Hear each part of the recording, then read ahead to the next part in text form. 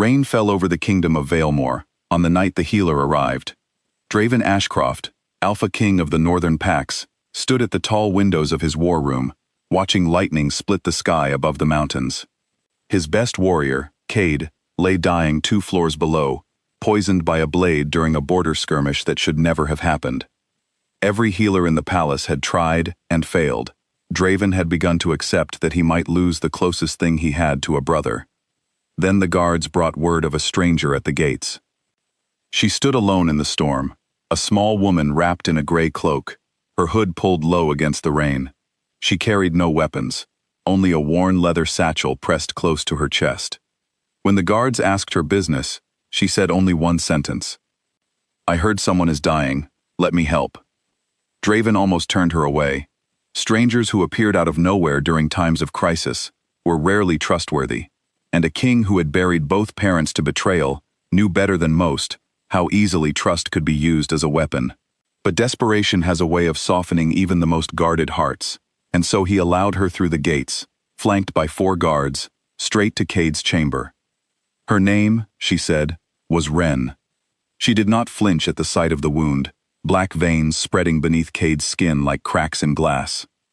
She knelt beside him, unpacked small jars of herbs Draven did not recognize, and began to work with a steadiness that startled everyone in the room. Her hands moved with quiet confidence, grinding roots, mixing pastes, murmuring words under her breath that sounded older than any language spoken in Valemore. By dawn, the black veins had begun to fade. By the following evening, Cade opened his eyes and asked for food. Word of the healer spread through the palace like wildfire. Servants whispered that she had performed a miracle. Warriors who had lost hope for their fallen brother now looked at Ren with something close to reverence. Draven watched all of it from a careful distance, arms crossed, jaw tight, unwilling to let relief soften his guard completely.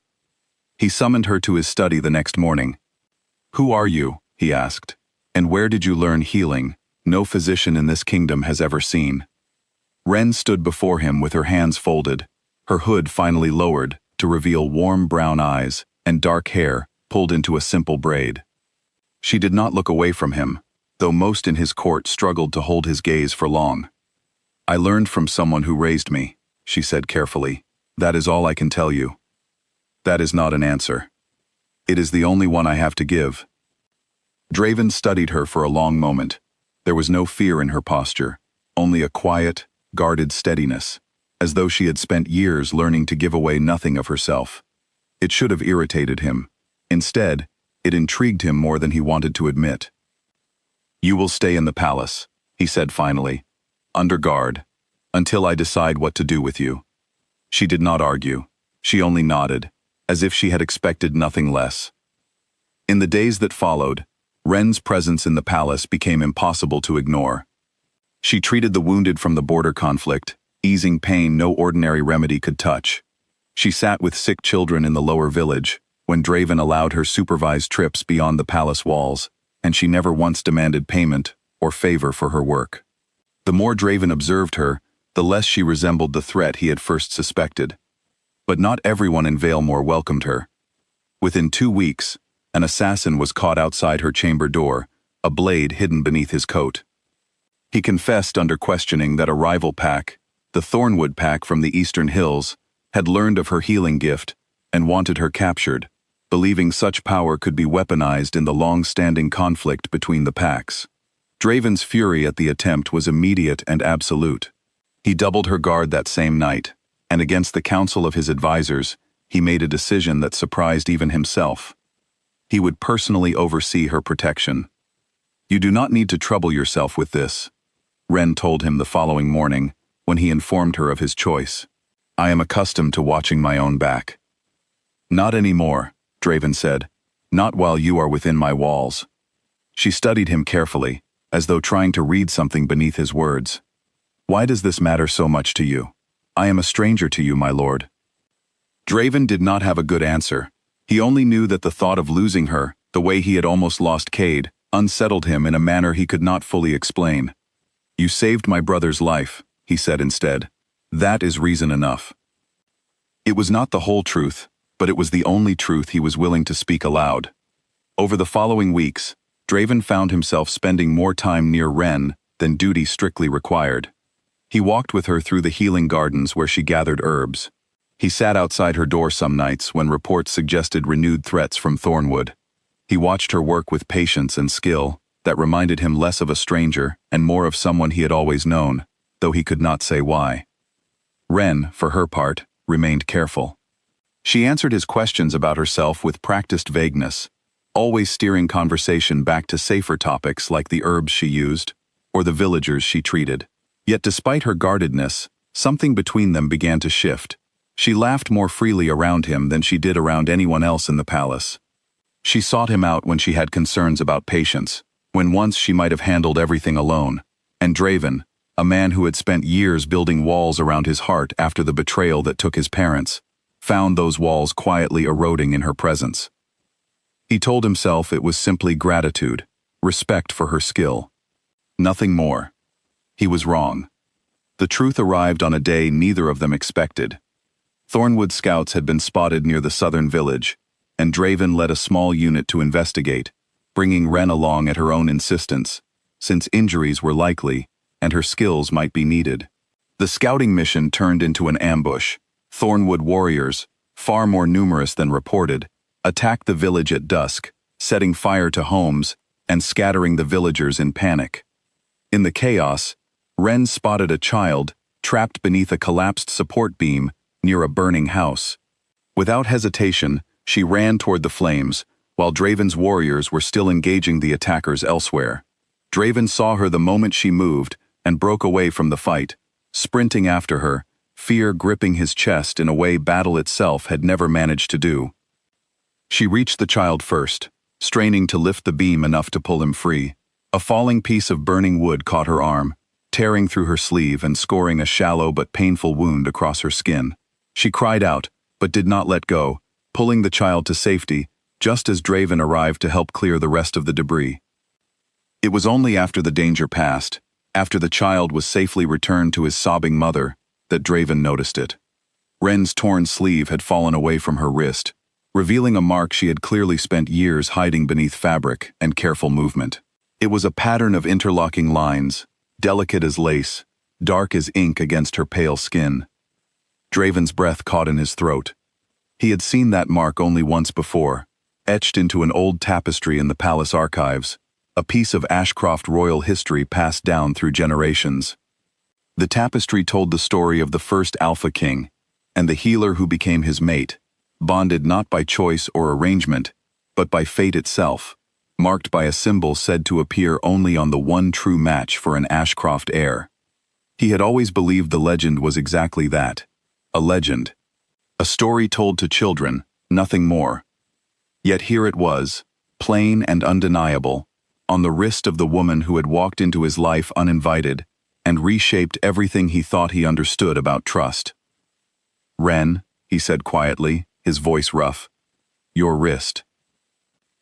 She looked down, and her face went pale as she realized her sleeve had torn. She pulled her arm back instinctively, cradling it against her chest, but it was too late. He had already seen. "It is nothing," she said quickly. "A birthmark, nothing more. Do not lie to me." His voice was gentle, despite the urgency behind it. "I know what that mark means. I have seen it in the old records. Ren, that is the fated mate mark of my bloodline."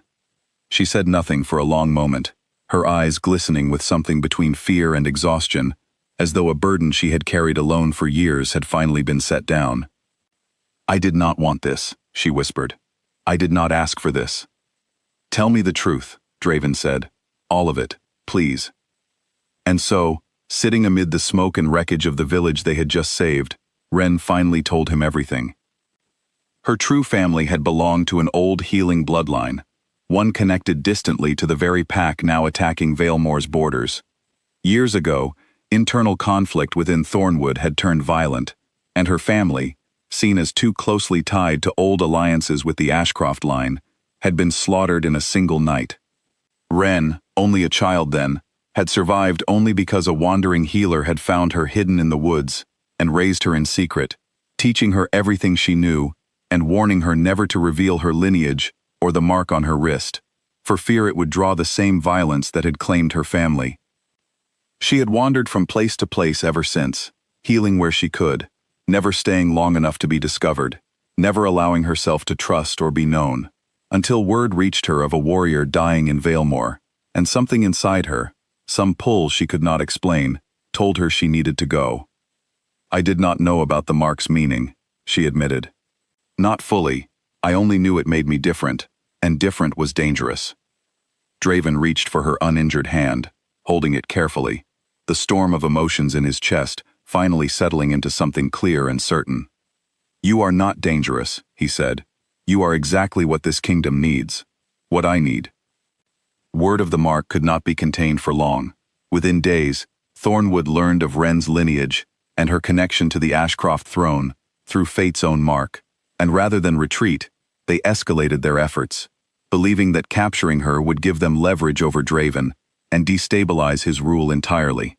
They launched a bold assault on the palace itself, using tunnels beneath the old village to slip past outer defenses. Draven met them without hesitation. He fought not only as a king protecting his kingdom, but as a mate protecting the woman fate had chosen for him.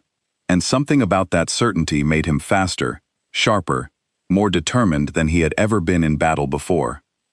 Wren, refusing to hide while others fought for her safety, used her knowledge of herbs and poisons to disable several attackers without bloodshed, proving once again that her gifts were as much a weapon of protection as any blade.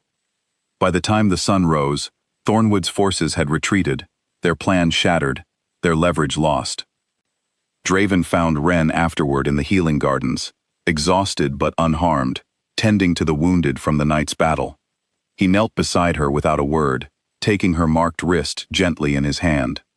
"I am done hiding you," he said.